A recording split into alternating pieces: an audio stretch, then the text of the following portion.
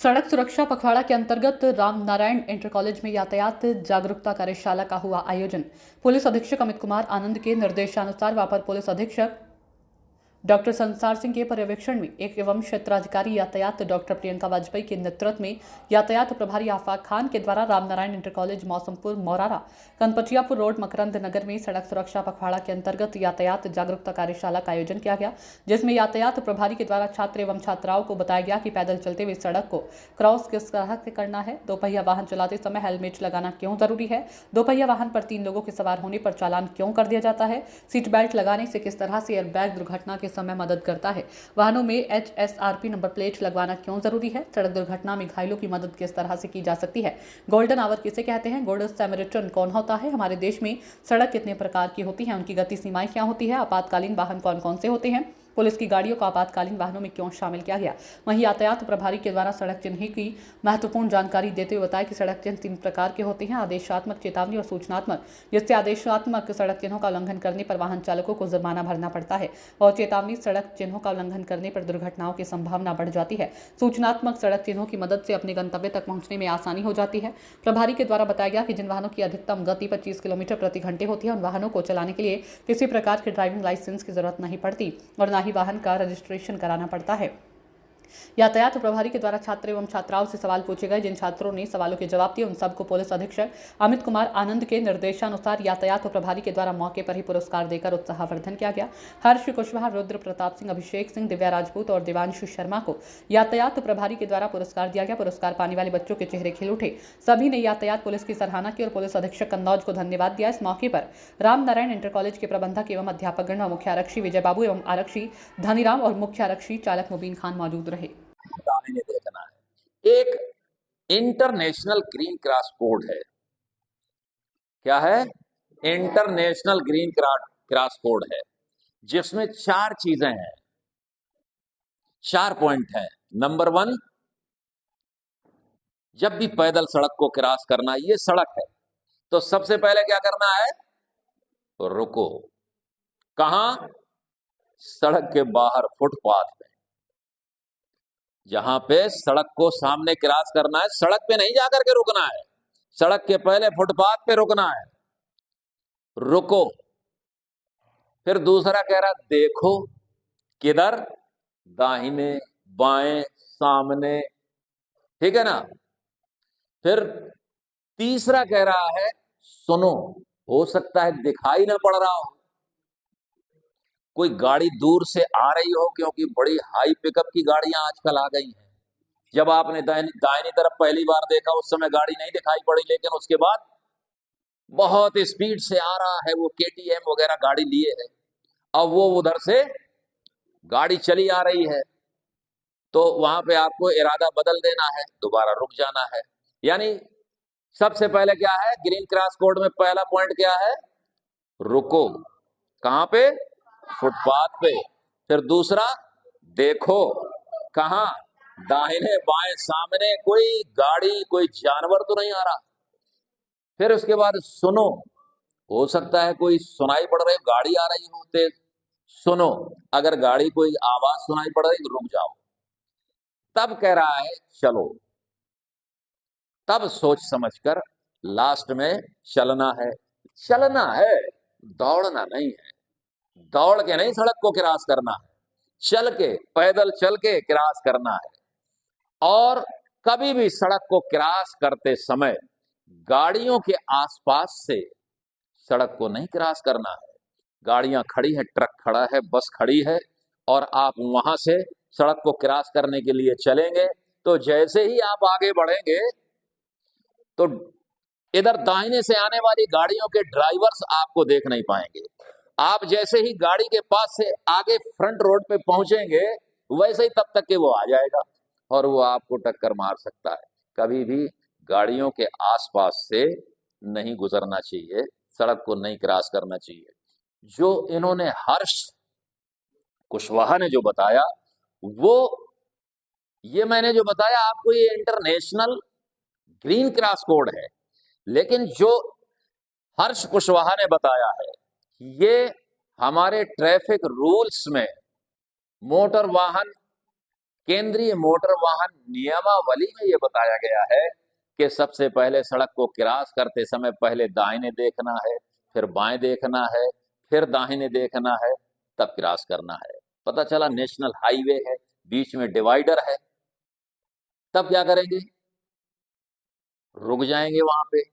एक सड़क को पहले हमने क्रॉस किया, फिर वहां पे रुक जाएंगे, फिर क्या करेंगे? अब वहां पे उल्टा हो गया, फिर पहले किधर देखेंगे? बाएं देखेंगे, फिर दाहिने देखेंगे, फिर बाएं देखेंगे। अब देखिए दाहिने बाएं देखने का लॉजिक क्या है, कोई बता सकता है इस पे? दाहिने बाएं क्यों देखने के लिए बता दिया भाई? कभी भी आप सड़क के पास जब खड़े होंगे क्रॉस करने के लिए, हमेशा दाहिनी तरफ से ट्रैफिक आ रहा होगा। किसी भी सड़क में खड़े होंगे आप क्रॉस करने के लिए, तो आपके दाहिने से ही ट्रैफिक आ रहा होगा।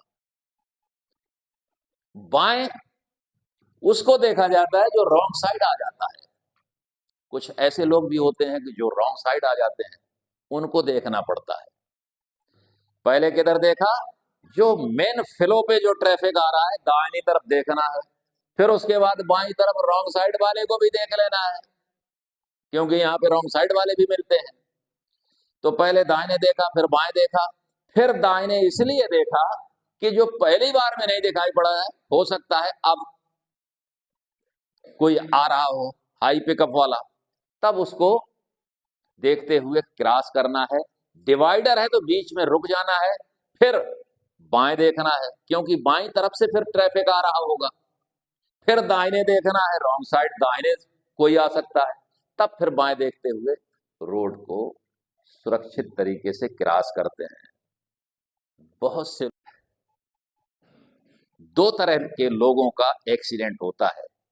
एक उनका एक्सीडेंट होता है जो ट्रैफिक रूल्स को जानते हैं लेकिन फॉलो नहीं करते, यानी नियमों का उल्लंघन करते हैं। दूसरे उनका एक्सीडेंट होता है जो नियमों को जानते ही नहीं, जिनको पता ही नहीं है। जैसे मैंने आपको बताया सड़क क्रॉस करने का नियम इस स्कूल में केवल हर्ष कुशवाहा को पता था, बाकी किसी को नहीं पता था। ठीक है, अगली बात पूछते हैं। चलिए, ये तो सड़क को क्रॉस करने की बात हो गई। अगली बात, ड्राइविंग लाइसेंस की एज कितनी है? 18 प्लस। चलिए, 18 प्लस। कौन से ऐसे वाहन हैं जिनको चलाने के लिए किसी लाइसेंस की जरूरत नहीं है? एक बताओ कोई। साइकिल नहीं, साइकिल तो नॉन मोटराइज्ड है, उस पे कोई मोटर नहीं है। हाँ बताइए, एक मिनट जरा सुन ले। है इलेक्ट्रिक बाइक। हाँ भाई बताओ। इलेक्ट्रिक बाइक में तमाम गाड़ियां ऐसी हैं जो इलेक्ट्रिक बाइक, इलेक्ट्रिक कार भी मिलेगी। क्यों? इलेक्ट्रिक तो कार भी जो है तो लोग चलाते हैं, उसके लिए भी लाइसेंस नहीं बनाने की जरूरत है। क्यों? है ट्रेन? अरे बैठिए। है ऐसी। हाँ बताइए, बताइए, कोई बताना चाहता है पीछे? है क्या बता रहे हैं? नहीं नहीं नहीं, ई रिक्शा नहीं। इलेक्ट्रॉनिक स्कूटी तुमने बताया, लेकिन जिसकी स्पीड 40 से ऊपर ना हो। सुनिए, चलिए सुनिए, पहले क्वेश्चन मैंने क्वेश्चन किया। सबसे पहले क्वेश्चन मैंने क्या किया? ऐसे वाहनों के बारे में बताइए, कौन से ऐसे वाहन हैं जिनको चलाने के लिए किसी ड्राइविंग लाइसेंस की जरूरत नहीं है? जिन वाहनों की top speed 25 kilometre per hour होती है, अधिकतम जिनकी स्पीड ऐसे इलेक्ट्रिक व्हीकल्स जिनकी अधिकतम स्पीड कितनी होती है, 25 किलोमीटर प्रति घंटा होती है, उनके लिए किसी ड्राइविंग लाइसेंस की जरूरत नहीं है, किसी रजिस्ट्रेशन की जरूरत नहीं है। इसमें इसमें जो गाड़ियां आती हैं, सुन लीजिए, जैसे आपने सुना होगा ओकिनावा, या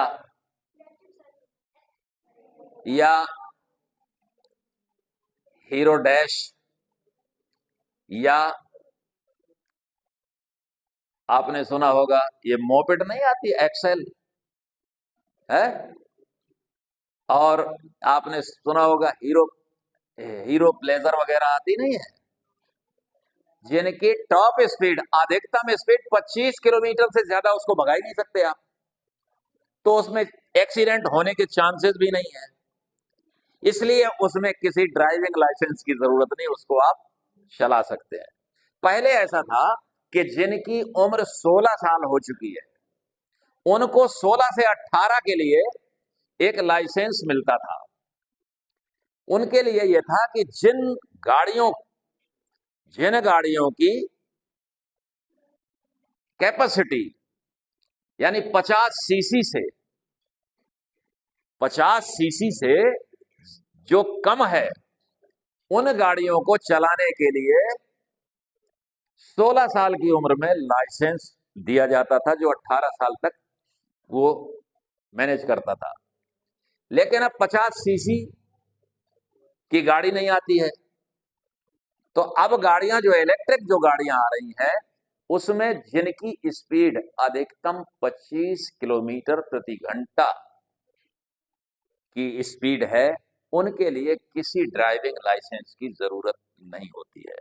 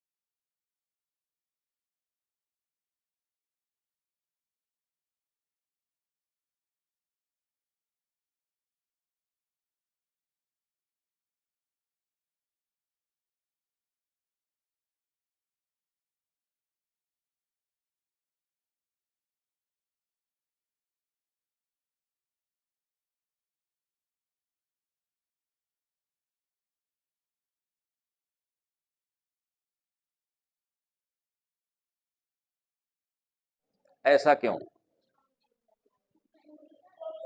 वाई? दो पहिया वाहन पर अगर तीसरे को बैठाते हैं तो 1,000 रुपये का फाइन हो जाता है उसको ट्रिपलिंग पे। ऐसा क्यों किया गया है? जब सीट बेल्ट नहीं लगाते हैं, सुनिए आप, जब हम गाड़ी में सवार होते हैं फोर व्हीलर में, जब गाड़ी चलाते हैं तो जब गाड़ी की स्पीड, मान लीजिए स्पीड गाड़ी की 100 किलोमीटर की स्पीड से चल रहे हैं और आप उसमें गाड़ी में बैठे हुए हैं, अगर आपने सीट बेल्ट नहीं लगाया है तो क्या होगा? अगर गाड़ी का एक्सीडेंट होगा, आपकी गाड़ी आमने सामने किसी गाड़ी से टकरा गई, 100 किलोमीटर की स्पीड से जा रहे हैं, आप भी गाड़ी में बैठे हैं तो आपकी भी स्पीड 100 किलोमीटर की होगी, है ना? आप गाड़ी में बैठे हैं तो आपकी भी 100 किलोमीटर की स्पीड है। तो अब गाड़ी का एक्सीडेंट हो गया, गाड़ी रुक गई आपकी, लेकिन आपकी स्पीड कितनी थी? 100 किलोमीटर की। अब आप या तो 100 किलोमीटर की स्पीड से डैशबोर्ड से टकराएंगे, या स्टीयरिंग व्हील से टकराएंगे, या विंड स्क्रीन सामने के शीशे को तोड़ते हुए बाहर निकल जाएंगे। है, सुरक्षा का उपकरण उसमें मौजूद है, उसमें सुरक्षा के उपकरण मौजूद है। अगर आपने सीट बेल्ट लगाया ही नहीं तो आप निकल गए बाहर, गाड़ी में एयरबैग था, एयरबैग निकल के बाहर आ गया था, आपका इंतजार कर रहा था, लेकिन आपने अपने आप को सीट बेल्ट से बांधा ही नहीं था, आप निकल गए बाहर। अगर आपने अपने आप को सीट बेल्ट से बांध लिया होता तो एयरबैग आपके सामने आ जाता, बड़ा सा गुब्बारा फूल करके एकदम आ जाता, और जैसे ही वो आता तो आप जब डैशबोर्ड की तरफ जाते तो टकराने से बच जाते, चोट से बच जाते। स्टीयरिंग व्हील के ऊपर टॉप में वहीं पे एयरबैग लगा होता है, वो फौरन निकल के आ जाता, वो आपको स्टीयरिंग व्हील से नहीं टकराने देता। अगर आपने सीट बेल्ट बांधा होता तो आप विंड स्क्रीन को तोड़ते हुए बाहर नहीं जाते, आप गाड़ी के अंदर ही रहते। इसलिए सीट बेल्ट लगाना बेहद जरूरी है ना? चलिए, अपनी गाड़ियों को इमरजेंसी व्हीकल में क्यों शामिल किया गया है? पुलिस क्या करती है?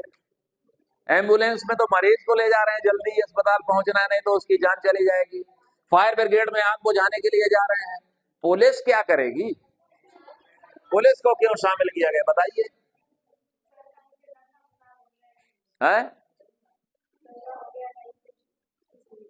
दंगा हो गया,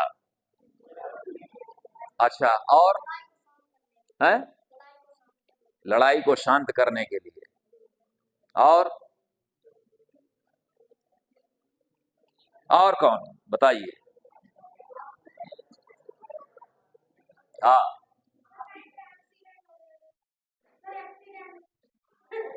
एक्सीडेंट में तो एम्बुलेंस जाती है। अगर किसी का एक्सीडेंट होता है, आपके सामने कोई एक्सीडेंट में घायल हो गया है, तो क्या करेंगे? 108 नंबर को कॉल किया जाता है, उसको कहते हैं रोड मार्किंग। तो रोड मार्किंग में अगर सफेद पट्टी पड़ी हुई है, टूटी हुई पट्टी पड़ी हुई है, डैश डैश डैश डैश पड़ी हुई है, तो उसका मतलब क्या होता है? कौन बताएगा? बताओ।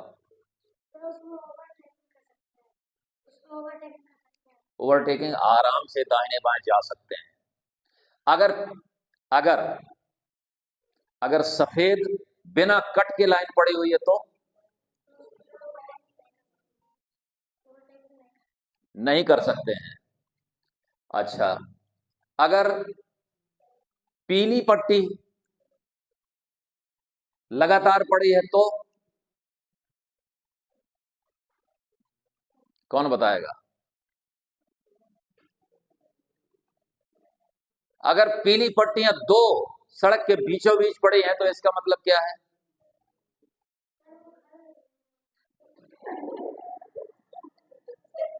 अगर एक पीली पट्टी सीधी पड़ी हुई है और एक पीली पट्टी दाहिनी तरफ कट वाली पड़ी हुई है, तो मतलब क्या हुआ? कोई बताए यार, जिसको पता हो वो बताए। ये जनरल नॉलेज की चीजें हैं।